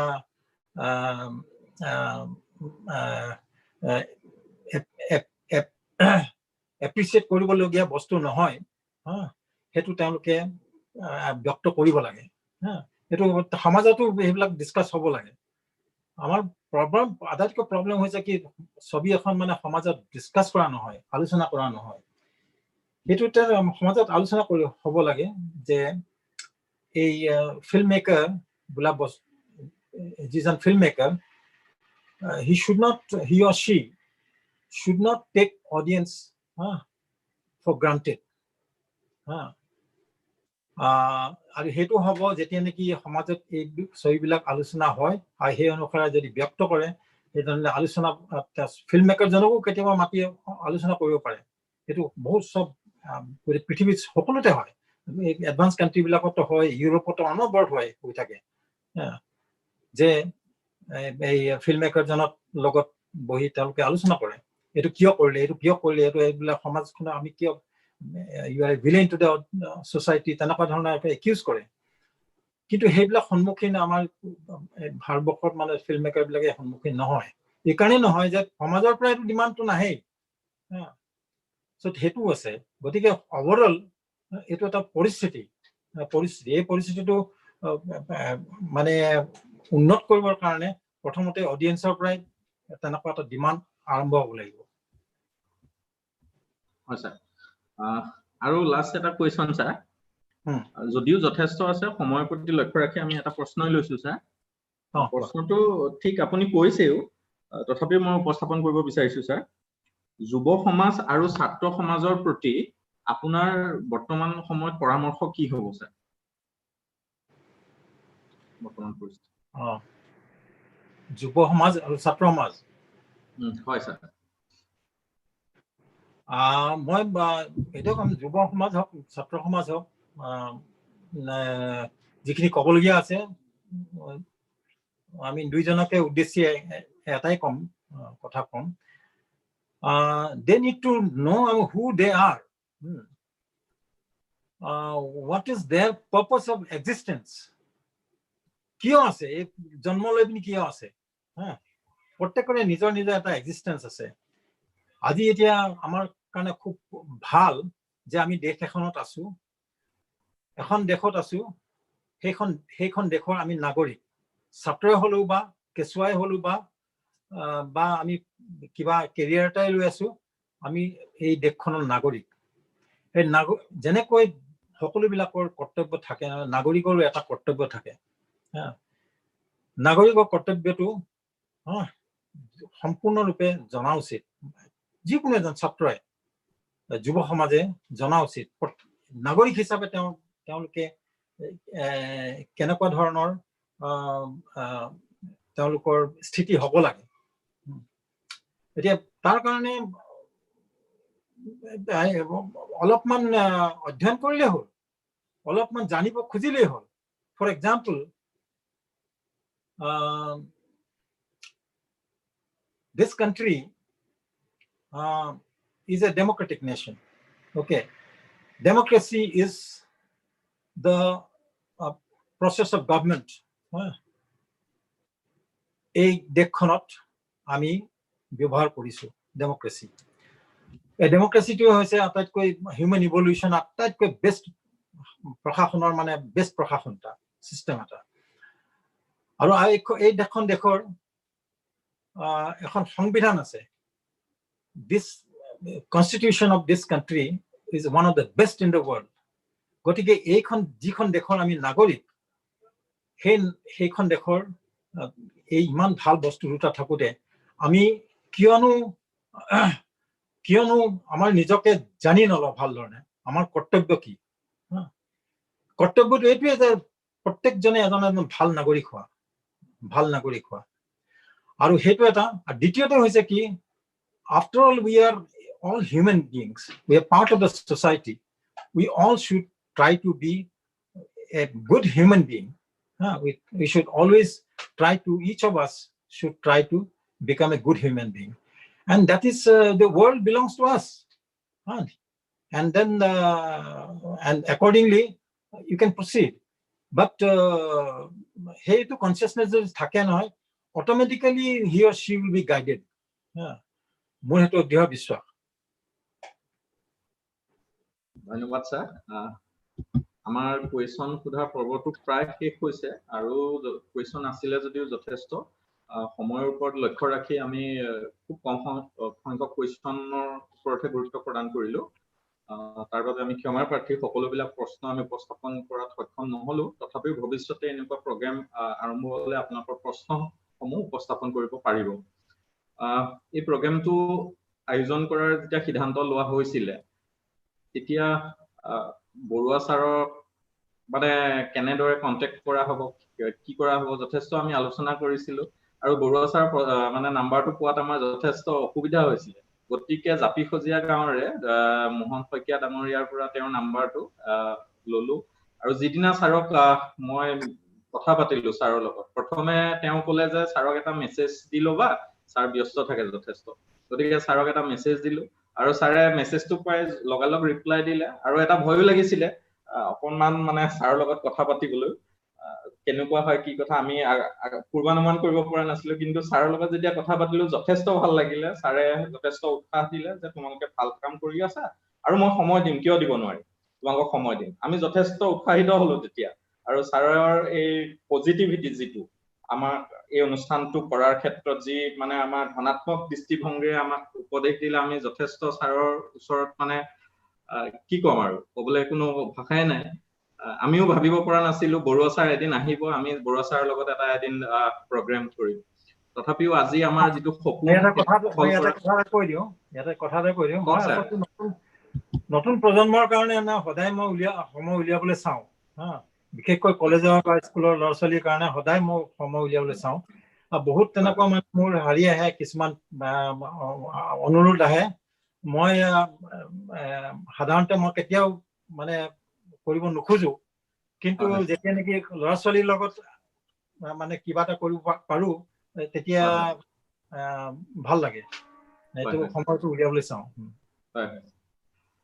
গতিকে যথেষ্ট আমি আনন্দিত হলো আৰু ভাবো আজি বক্তৃতাৰ পৰা ছাৰৰ বহুমূলীয়া বক্তৃতাৰ পৰা ছাত্ৰ ছাত্ৰীসকল যথেষ্ট পৰিমাণে উপকৃত হ'ল আৰু ছাৰক যেতিয়া আমি ইয়ালৈ নিমন্ত্ৰণ দিছিলো তেতিয়া নিজেও ছাৰৰ ফিল্মৰ ওপৰত যথেষ্ট পঢ়া শুনা কৰিলো মানে এইকেইদিন বৰুৱা ছাৰৰ কথাই আলোচনা হৈ থাকিলে ছাৰৰ মানে কাহিনীখিনি ইমানেই ভাল লাগিলে নিজৰ জীৱনৰ লগতো কেতিয়াবা বহু পৰিমাণে আমি ৰিলেট কৰিব পৰা হৈছো হালধীয়া চৰাই বাওধান খাই চিনেমাখনৰ যিটো ষ্ট্ৰাগল ছাৰৰ ষ্ট্ৰাগল দেখুৱালে সেই ষ্ট্ৰাগলটো হয় প্ৰত্যক্ষ বা পৰোক্ষভাৱে আমাৰ জীৱন বিলাকতো আছে অলপ নথকা নহয় গতিকে ছাৰে যি সাৱলীলভাৱে উপস্থাপন কৰে এটা কাহিনী তাৰ বাবে ছাৰৰ চিনেমা চাব লাগে মই সকলো দৰ্শককে কওঁ যে ছাৰৰ চিনেমা চাওক ইউটিউবত যথেষ্ট আছে 5খন মান চিনেমা আপোনালোকে পাব বাকিখিনি মই ভাবিছো ব্যক্তিগতভাৱে মই ছাৰক খুজিম এখনমান মই পোৱা নাই বাৰু যি কি নহওক ভাল লাগিল ছাৰ আপোনাৰ বহুমূলীয়া সময়খিনি দিলে আমি যথেষ্ট উপকৃত হলো সামৰণিৰ এই পৰ্বত মই আমাৰ মহাবিদ্যালয়ৰ অধ্যক্ষ ডক্টৰ সব্যসাচী মহন্ত ছাৰক সামৰণি বক্তব্য দাঙি ধৰিবলৈ অনুৰোধ জনালো ধন্যবাদ ছাৰ ধন্যবাদ মই প্ৰথমতে আন্তৰিক ধন্যবাদ আৰু কৃতজ্ঞতা জ্ঞাপন কৰিছো আমাৰ সকলোৰে শ্ৰদ্ধাৰ পদ্মভূষণ জাহ্নু বৰুৱা ডাঙৰীয়াৰ প্ৰতি তেখেতে অত্যন্ত ব্যস্ততাৰ মাজতো আমাক এইকণ সময় প্ৰদান কৰিলে আৰু আটাইতকৈ গুৰুত্বপূৰ্ণ কথা যে তেওঁ ছাত্ৰ ছাত্ৰীসকলে বুজিব পৰাকৈ গোটেই বিষয়টো আৰু ছাত্ৰ ছাত্ৰীসকলে উপস্থাপন কৰা প্ৰতিটো প্ৰশ্নৰ তেওঁ সাৱলীলভাৱে উত্তৰ দিছে আৰু এই জগতখনক আমি কেনেদৰে আদৰি ল'ব পাৰো কেনেদৰে আমি জগতখন বুজিব পাৰো সিনেমা উদ্যোগটোক যে আমি আজিও সচৰাচৰ সাধাৰণতে আমি মানুহে কোনো ক্ষেত্ৰত আমি ভুলকৈ বুজি আছো গতিকে তাক আমি সঠিক ৰূপত সেই ধাৰণাটো যাতে কোনো কাৰণত মিসকনসেপচন নাথাকে যাতে কনসেপ্ট শুড বি ক্লিয়াৰড সেই কথাটো তেখেতে উপস্থাপন কৰিছে আৰু মই আটাইতকৈ ভাল পাইছো যে ছাত্ৰ ছাত্ৰীসকলে তেওঁক পোনপটীয়াকৈ আচলতে আমি অত্যন্ত সৌভাগ্যশালী ছাত্ৰ ছাত্ৰীসকল সৌভাগ্যশালী যে তেওঁৰ দৰে এজন যশস্বী ব্যক্তিক আজি আমি ভাৰ্চুৱেল প্লেটফৰ্মত হলেও পাইছো আমি আগতেই কৈছো যে গড়গাঁও মহাবিদ্যালয় আমি বিদ্যায়তনিক আৰু বৌদ্ধিক দিশত কিছু কচৰত অব্যাহত ৰখাৰ প্ৰয়াস কৰিছো আমি গড়গাঁও কলেজক উৎকৃষ্টতাৰ এক অনুষ্ঠান হিচাপে গঢ়ি তোলাৰ কাৰণে প্ৰচেষ্টা অব্যাহত ৰাখিছো আমি আশা কৰিম পৰিবেশ পৰিস্থিতি স্বাভাৱিক হলে আমি জাহ্নু বৰুৱা ডাঙৰীয়াৰ সৈতে আলোচনা কৰি তেখেতৰ সৈতে আমি এটা নিশ্চয়কৈ অনুষ্ঠান আমি গড়গাঁও কলেজত অনুষ্ঠিত কৰিম আৰু মই আজি এই আপাহতে তেখেতক এটা অনুৰোধ জনাইছো আমি যদি অন্তত 3খন বা 4খন ছবি আমি গড়গাঁও কলেজত প্ৰদৰ্শনৰ ব্যৱস্থা কৰি এটা সৰুকে হলেও যদি আমি সিনেমা মহোৎসৱ বা কথা ছবি মহোৎসৱ কেৱল জাহ্নু বৰুৱা ডাঙৰীয়াৰ কথা ছবি কাৰণ মই ইতিমধ্যে কৈছো যে জাহ্নু বৰুৱা ডাঙৰীয়াই ভাৰতীয় ছবি জগতত তেখেতে ইতিমধ্যে 40টা বছৰ সম্পূৰ্ণ কৰিছে তেখেত তেতিয়াৰ দিনতেই FTI পৰা তেখেত ফিল্ম ডাইৰেকশ্যনত তেখেতে গ্ৰেজুৱেশ্যন লৈছে আমাৰ ছাত্ৰ ছাত্ৰীসকলৰ কাৰণে আমাৰ নতুন প্ৰজন্মৰ কাৰণে তেখেত এজন আদৰ্শ ব্যক্তি হয় গতিকে তেখেতক যেতিয়া আমি ওচৰৰ পৰা ছাত্ৰ ছাত্ৰীসকলক দেখুৱাব পাৰিম তেখেতৰ ছবিবিলাক যেতিয়া দেখুৱাব পাৰিম মই আগতে কৈছো তেখেতৰ ছবি কেৱল পুৰস্কৃত হোৱাই নহয় ৰাষ্ট্ৰীয় আৰু আন্তঃৰাষ্ট্ৰীয় পৰ্যায়ত ব্যাপকভাৱে সমাদৃত হৈছে তেখেতৰ এটা নিজা ষ্টাইল আছে তেখেতৰ এটা নিজস্ব ধাৰণা আছে নিজস্ব ধাৰা তেখেতে সৃষ্টি কৰিছে আৰু জাহ্নু বৰুৱাই নিজস্ব এটা পৰিস্থিতি আৰু স্বকীয় এটা মৰ্যাদা তেওঁ এখন সুকীয়া আসন তেখেতে নিজাকৈ নিৰ্মাণ কৰি ল'ব পাৰিছে সেয়া আমাৰ কাৰণে সঁচাকৈ গৌৰৱৰ বিষয় আৰু আমি ছাত্ৰ ছাত্ৰীসকলক তেখেতক অনুকৰণ কৰিবৰ কাৰণে আচলতে আমি উৎসাহিত কৰিব লাগে আৰু গড়গাঁও কলেজে এই ক্ষেত্ৰত এটা অগ্ৰণী ভূমিকা ল'বলৈ সদায় ইচ্ছুক মই আশা কৰিম আমাৰ জাহ্নু বৰুৱা ডাঙৰীয়া এই ক্ষেত্ৰত আমাক সহায় সহযোগিতা আগবঢ়াব আৰু আমাৰ প্ৰতি তেখেতে এইকণ বদান্যতা দেখুৱাব যাতে তেখেতৰ অন্তত তেখেতে সিলেক্ট কৰি দিয়া কেইখনমান কথা ছবিৰে আমি এখন কথা ছবি মহোৎসৱ আমি কলেজখনতে অনুষ্ঠিত কৰিব পাৰো যাতে আমি এই বিষয়টো আৰু অধিক জনপ্ৰিয় আৰু ছাত্ৰ ছাত্ৰীসকলক যাতে আমি এটা এক্সপোজাৰ দিব পাৰো তাৰ কাৰণে আমি যাতে এটা বিশেষ পদক্ষেপ ল'ব পাৰো গতিকে এই আপাহতে মই তেখেতৰ প্ৰতি আন্তৰিক ধন্যবাদ আৰু কৃতজ্ঞতা জ্ঞাপন কৰিছো মই আন্তৰিক ধন্যবাদ আৰু কৃতজ্ঞতা জ্ঞাপন কৰিছো ডিব্ৰুগড় বিশ্ববিদ্যালয়ৰ সন্মানীয় পঞ্জীয়ক ডক্টৰ হৰিচন্দ্ৰ মহন্ত ডাঙৰীয়াৰ প্ৰতি তেখেতেও অত্যন্ত ব্যস্ততাৰ মাজতো আমাৰ এই অনুষ্ঠানটো আজি আনুষ্ঠানিকভাৱে উদ্বোধন কৰি আমাক কৃতাৰ্থ কৰিলে আমি ধন্যবাদ জনাইছো আমাৰ প্ৰায় 600ৰো অধিক অংশগ্ৰহণকাৰীয়ে এইখন ৱেবিনাৰত অংশ লৈছে আমি সকলোকে এই জুমৰ যোগেদি আমি সংযোগ কৰিব পৰা নাই কিন্তু ইউটিউবৰ জৰিয়তে আমি সংযোগ কৰিছো গতিকে এই ক্ষেত্ৰত আমি দুখ প্ৰকাশ কৰি পুনৰবাৰ তেখেতসকলৰ প্ৰতি কৃতজ্ঞতা জনাইছো মই আন্তৰিক ধন্যবাদ জনাইছো এই অনুষ্ঠানটোৰ মূল উদ্যোক্তা doctor Surajit Nirutpal Chutia doctor Pankaj Kumar Nath doctor Dimbeswar নাথৰ প্ৰতি আৰু কলেজ পৰিয়ালৰ গড়গাঁও মহাবিদ্যালয় পৰিয়ালৰ সকলোৰে প্ৰতি আন্তৰিক ধন্যবাদ আৰু কৃতজ্ঞতা জ্ঞাপন কৰিছো আমাৰ এই প্ৰচেষ্টা আমাৰ এই প্ৰয়াস অব্যাহত থাকিব অনাগত দিনবিলাকতো আপোনালোকৰ আন্তৰিক সহায় সহযোগিতা কামনা কৰি মোৰ বক্তব্যৰ সামৰণি মাৰিছো ধন্যবাদ ধন্যবাদ স্যাৰ আপোনাৰ বক্তব্যৰ কাৰণে শেষত বিশেষ নকওঁ এটা কথাই ক'ব বিচাৰো বৰুৱা ছাৰৰ এই সিনেমাৰ যাত্ৰা অবিৰত হৈ ৰক আমি সদায় সহযোগ কৰিম সদায় দৰ্শক হিচাপে আপোনাৰ সিনেমাক আমাৰ সহযোগিতা থাকিব আগবাঢ়ি যাম আপুনি আৰু সিনেমা বনাওক স্যাৰ আমি সদায় চাম আপোনাৰ সিনেমা গতিকে আপোনাৰ যাত্ৰা অবিৰত হৈ ৰক আৰু আপুনি